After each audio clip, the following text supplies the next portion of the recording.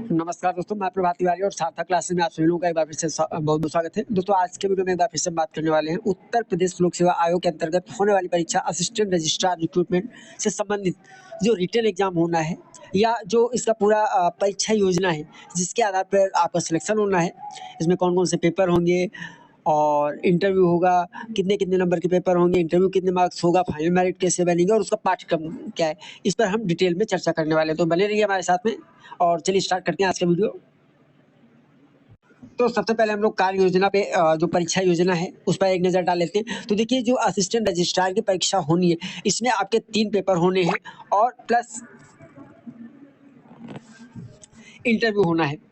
तो इसमें 3 पेपर होंगे। इसमें जो 3 पेपर होंगे उसमें पहला पेपर आपका सामान्य अध्ययन का होगा। 3 घंटे का समय दिया जाएगा, अधिकतम 200 अंक का पेपर होगा। सामान्य हिंदी, सारांश, आलेखन और निबंध से संबंधित जो है दूसरा पेपर होगा 3 घंटे का, ये भी 200 मार्क्स का होगा। जबकि तीसरा पेपर आपका उत्तर प्रदेश वित्तीय नियम एवं कार्यालय प्रक्रिया संबंधी नियम 3 घंटे का पेपर होगा और ये 100 अंक का होगा। इस तरीके से टोटल 500 अंक का तो रिटन आपका हो जाएगा, प्लस व्यक्तित्व परीक्षा और साक्षात्कार ये अधिकतम मार्क्स 50 अंक का होगा। तो इस तरीके से 550 अंकों की परीक्षा होनी है और थोड़ा टफ है लेकिन नामुमकिन नहीं। तो अगर आप बहुत ध्यान से आप इसकी तैयारी करते हैं तो निश्चित तौर पे आप इस पे अच्छा स्कोर कर पाएंगे। अब चलिए एक-एक पेपर का पाठ्यक्रम जो है उस पर हम नज़र डाल लेते हैं। तो दोस्तों, आपका पहला पेपर है सामान्य अध्ययन, जो कि 200 मार्क्स का है और इसका जो पाठ्यक्रम है देखिए इसमें क्या है, इसमें एक तो सामान्य विज्ञान है, दूसरा राष्ट्रीय एवं अंतर्राष्ट्रीय महत्व की समसामयिक घटनाएं हैं, भारत का इतिहास है, भारतीय राष्ट्रीय आंदोलन है, भारतीय राज्य व्यवस्था तथा अर्थव्यवस्था है और विश्व भूगोल तथा जनसंख्या है।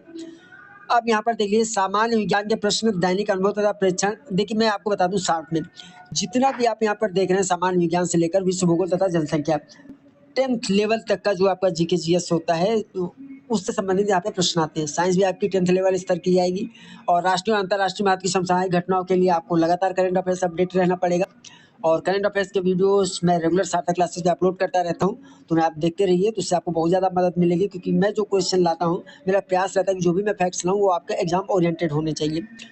भारत का इतिहास, इसके बहुत सारे वीडियो ऑलरेडी सार्थक क्लासेस पे अपलोड है, नए वीडियो भी आपको मिल जाएंगे।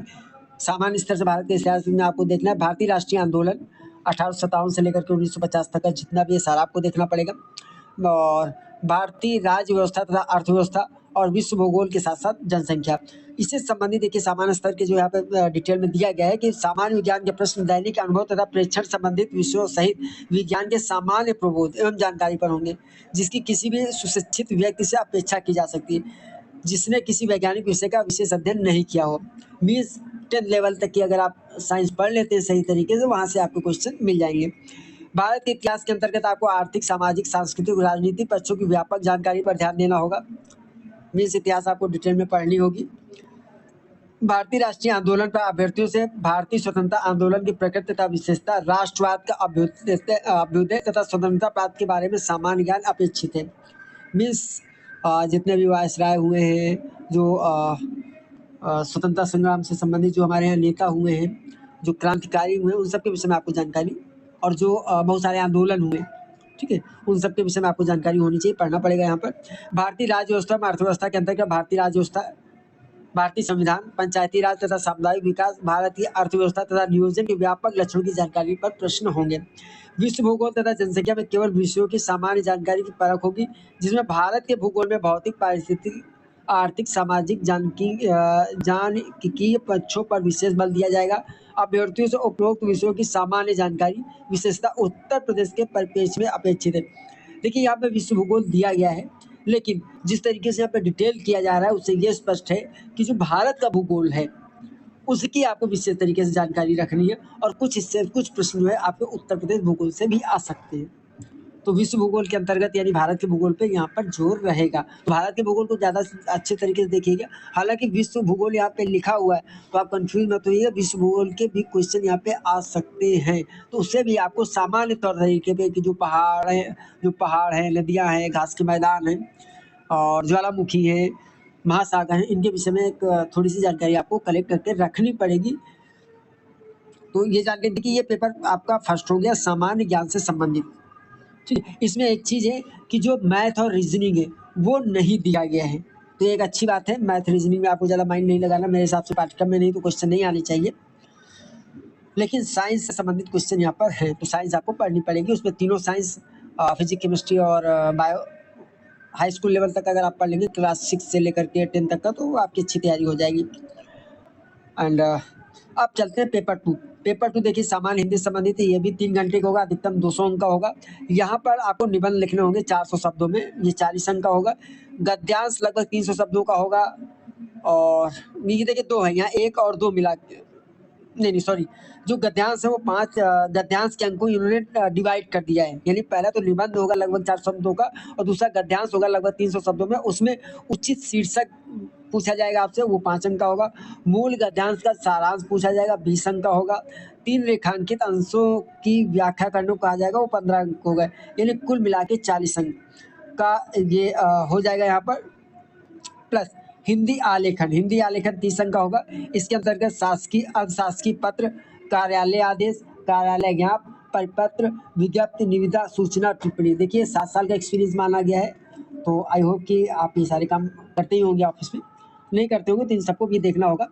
और तो ये 15 + 15 यानी 30 अंक का यहाँ से हो जाएगा हिंदी आलेखन से। चौथा जो होगा, इसमें किन्हीं 5 शब्दों में से प्रत्येक के 4-4 पर्यायवाची शब्द बताने होंगे, ये 10 अंक का होगा। किन्हीं 5 शब्दों के विपरीतार्थक शब्द बताने होंगे, 5 अंक का होगा। किन्हीं 5 शब्द युग्म शब्दों के अर्थगत अंतर स्पष्ट करते हुए उनका अपने वाक्यों में प्रयोग करना होगा, 10 अंक का। और किन्हीं 5 पदों में से प्रत्येक में समास का नाम आपको बताना होगा, 5 अंक का।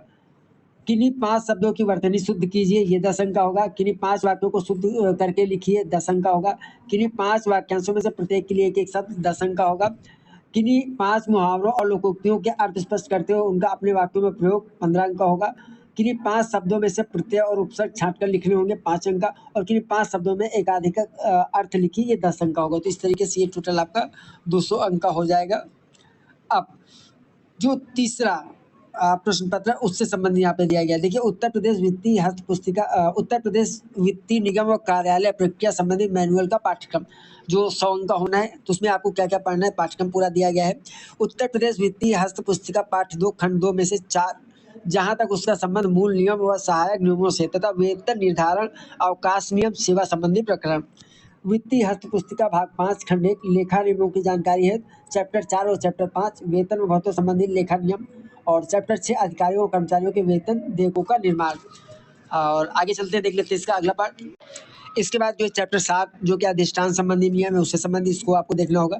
चैप्टर 8 आकस्मिक व्यय, विभिन्न अधिकारियों की जिम्मेदारियां तथा नियंत्रण अधिकारी का दायित्व। चैप्टर 10 ऋण व अग्रिम संबंधी लेखा नियम। और इसके बाद देखिए चैप्टर बीच बीच में मिस भी है। चैप्टर 8 के बाद 9 नहीं पढ़ना, आपको 10 पढ़ना। उसके बाद 11-12 नहीं पढ़ के चैप्टर 13 आपको पढ़ना है, निर्माण कार्य संबंधी लेखा नियम। उसके बाद चैप्टर 18 आपको पढ़ना है, सेवा संबंधी निधि एवं कर्मचारी भविष्य निधि। और फिर तीसरे में आपका वित्तीय हस्त पुस्तिका भाग 3 यात्रा भत्ता संबंधी नियम से ये संबंधित है। इसका चैप्टर 1 आपको देख लेना, चैप्टर 2, चैप्टर 3 और चैप्टर 4। चैप्टर 1 के अंतर्गत दैनिक भत्ता की परिभाषा, परिवार की परिभाषा, विभागाध्यक्ष, सड़क यात्रा भत्ता, जन सामान्य के लिए अनुमन्य वाहनों से यात्रा करना। और चैप्टर 2 यात्रा संबंधी सामान्य नियम, चैप्टर 3 सामान्य यात्राओं संबंधी नियम, और चैप्टर 4 विशेष यात्राओं संबंधी नियम। स्थानांतरण पर अनुमन्य यात्रा भत्ता, प्रथम नियुक्ति पर कार्यभार ग्रहण करते समय अनुमन्य यात्रा भत्ता, विभागीय परीक्षाओं पर भाग लेने हेतु अनुमन्य यात्रा भत्ता, निलंबन अवधि में की गई सरकारी यात्राओं पर अनुमन्य यात्रा भत्ता अथवा साक्ष्य हेतु उपस्थित होने पर देय यात्रा भत्ता। चैप्टर 6 मृत्यु अथवा सेवानिवृत्ति पर अनुमन्य यात्रा भत्ता। चैप्टर 7 वाहन भत्ता संबंधी नियम। और चौथा है सिविल सर्विस रेगुलेशन भाग 1, 4, 8, 10 जैसा कि उत्तर प्रदेश राज्य में लागू करने हेतु अंगीकृत किया गया था। भाग 4 सामान्य पेंशन के नियम, उसके अंतर्गत आहार सेवा की शर्तें, सेवा संबंधी आगरण के नियम, पेंशन स्वीकृत करने की शर्तें, देय पेंशन का निर्धारण। और उसके बाद भाग 8 सेवा अभिलेखों का रखरखाव। भाग 10 पेंशन आवेदन का प्रक्रियात्मक ज्ञान। और 5वां भंडार क्रय नियम तथा उत्तर प्रदेश सरकार के अनुपूरक नियम तथा भंडार क्रय से संबंध में निर्गत विभागीय निदेशक उद्योग के विभिन्न परिपत्र। विश्वविद्यालय अनुदान आयोग द्वारा अनुबंध विश्वविद्यालय के प्राध्यापकों के विभिन्न वेतन क्रमों में वेतन निर्धारण, समयबद्ध प्रोन्नतियां, डायरेक्टरेट उपाधिधारी प्राध्यापकों को अग्रिम वेतन वृद्धियां स्वीकृत करना आदि के संबंध में विश्वविद्यालय अनुदान आयोग द्वारा निर्गत विभिन्न परिपत्रों में उल्लिखित नियमों का सम्यक ज्ञान, कार्यालयीय प्रक्रिया संबंधी मैनुअल ऑफ गवर्नमेंट आर्डर को संदर्भ पुस्तिका के रूप में उपयोग किया जा सकता है। विश्वविद्यालय अनुदान आयोग द्वारा निर्गत परिपत्र के कतिपय अस्पष्ट बिंदुओं को पूर्णतः स्पष्ट करने हेतु अध्यक्ष विश्वविद्यालय अनुदान आयोग को पत्र लिखने के लिए अभ्यर्थियों से कहा जाए कि वे कुलपति की तरफ से कुलाधिपति को एक अशासकीय पत्र लिखकर विश्वविद्यालय के प्राध्यापकों के बीच वरिष्ठता निर्धारण संबंधी मामलों का निर्णय लेने का अनुरोध करें। तो देखिए ये इस तरह के भी क्वेश्चन यहाँ पे आ सकते हैं। और इसके बाद परिशिष्ट 3 में पद की संगत सेवा नियमावली आपको पढ़नी होगी, जो किस तरीके से उत्तर प्रदेश राज्य विश्वविद्यालय केंद्रीय सेवा नियमावली 1975, 1976, 1977, 1979, 1983, 1986, 1993, 2005 और 2021। तो पाठ्यक्रम जरूर बड़ा है, लेकिन वो ऐसा कुछ भी नहीं जो असंभव हो। अगर थोड़ा सा समय दे के आप इसकी तैयारी करते हैं तो निश्चित तौर पर सफलता आपको अवश्य मिलेगी। देखिए आप इसमें बिल्कुल मत ये सोचिएगा कि क्या पता है हम जॉब कर रहे हैं और जॉब के साथ हमें इतना सारा तैयार करना है। तो देखिए इसमें जो भी लोग आवेदन कर रहे हैं सभी लोग आप जैसे ही हैं और सभी लोग जॉब कर रहे हैं, क्योंकि 7 साल का एक्सपीरियंस मांगा गया है। किसी अब ये है कि विभिन्न सरकारी कार्यालयों की बात की गई है, तो निश्चित तौर पे जो लोग किसी विश्वविद्यालय में कार्यरत होंगे उनको विश्वविद्यालय और यूजी संबंधी जो रेगुलेशन उनके विषय में थोड़ा ज़्यादा जानकारी होगी, और जो लोग किसी अन्य कार्यालय में सरकारी कार्यालय में काम कर रहे हैं तो हो सकता है उनको इसके विषय में थोड़ा कम जानकारी हो। लेकिन अन्य जो पाठ्यक्रम है भाई एक जगह से तो हम तुलना नहीं कर सकते, पूरे पाठ्यक्रम से जब आप तुलना लेके देखेंगे तो निश्चित तौर पर कोई भी अभ्यर्थी को किसी भी कार्यालय में जॉब कर रहा हो, किसी भी सरकारी कार्यालय में जॉब कर रहा हो, सबको पर्याप्त मेहनत करनी होगी। जो मेहनत करेगा उसको सफलता जरूर मिलेगी, और कठिन जरूर लग रहा होगा पाठ्यक्रम देख करके, लेकिन असंभव नहीं है। और आप प्रयास करें तो निश्चित तौर पे सफलता मिलेगी। और देखिए एक युक्ति मैं अक्सर कहा भी करता हूँ कि वह पद क्या पति कुशलता क्या, जिस पर बिखरे सूर न हो, नाविक की धैर्य परीक्षा क्या यदि धारा प्रतिकूल न हो।